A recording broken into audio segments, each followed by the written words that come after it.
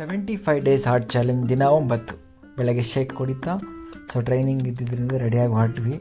ಗಾಡಿ ಮೇಲೆ ಸ್ವಲ್ಪ ಧೂಳು ಇದ್ದಿದ್ದರಿಂದ ಧೂಳನ್ನ ಒರೆಸ್ಕೊತ ಹಾಗೆ ನಮ್ಮ ವೈಫ್ ಹತ್ರ ಕಾಮಿಡಿ ಮಾಡ್ತಾ ಹಂಗೆ ಹೊರಟ್ವಿ. ಪೆಟ್ರೋಲ್ ಖಾಲಿ ಆಗಿತ್ತು, ಪೆಟ್ರೋಲ್ ಹಾಕ್ಸ್ಕೊಂಡ್ವಿ ಪೆಟ್ರೋಲ್ ಬಂಕಲ್ಲಿ. ಇವತ್ತು 8ನೇ ಮೇಲೆ ಫ್ಲೇವರ್ ಕ್ಲೋಸ್ ಆಗಿದ್ದರಿಂದ ಕೆಳಗಡೆನೇ ಹೋಗ್ಬೇಕಾಯಿತು, ಫುಲ್ ಜಾಮ್ ಆಗಿತ್ತು. ಹಾಗೆ ನಮ್ಮ ಟ್ರೈನಿಂಗ್ ರಿಜಿಸ್ಟ್ರೇಷನ್ ಇತ್ತು, ಅದು ರಿಜಿಸ್ಟ್ರೇಷನ್ ಮಾಡ್ಕೊತ ಟ್ರೈನಿಂಗ್ ಹಾಲ್ಗೆ ಬಂದ್ವಿ. ರಿಜಿಸ್ಟ್ರೇಷನ್ ಆಗಿ ಟ್ರೈನಿಂಗ್ ಎಲ್ಲ ಫುಲ್ ಆಯಿತು. ಇದು ಸಂಕೇತ್ ಸರ್ ಬರ್ಡೇ ಸ್ವೀಟು. ಹಾಗೆ ಮಧ್ಯಾಹ್ನ ಮುದ್ದೆ ಊಟ ಮಾಡಿದೆ. ಸೀಬೆಹಣ್ಣು ಟ್ರೈನಿಂಗ್ ಎಲ್ಲ ತಂದು ಕೊಟ್ಟರು.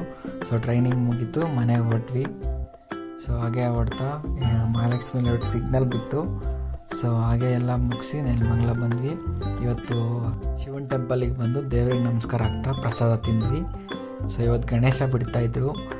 ಹಾಗೆ ಗಣೇಶನ ನೋಡ್ಕೊತ ಗಣೇಶನಿಗೊಂದು ನಮಸ್ಕಾರ ಆಗ್ತಾ ನಮ್ಮ ನೆಲಮಂಗಲದಲ್ಲಿ ಬಸ್ ಸ್ಟ್ಯಾಂಡ್ ಹತ್ರ ಸಖತ್ತಾಗಿ ಲೈಟಿಂಗ್ಸ್ ಹಾಕಿದ್ರು.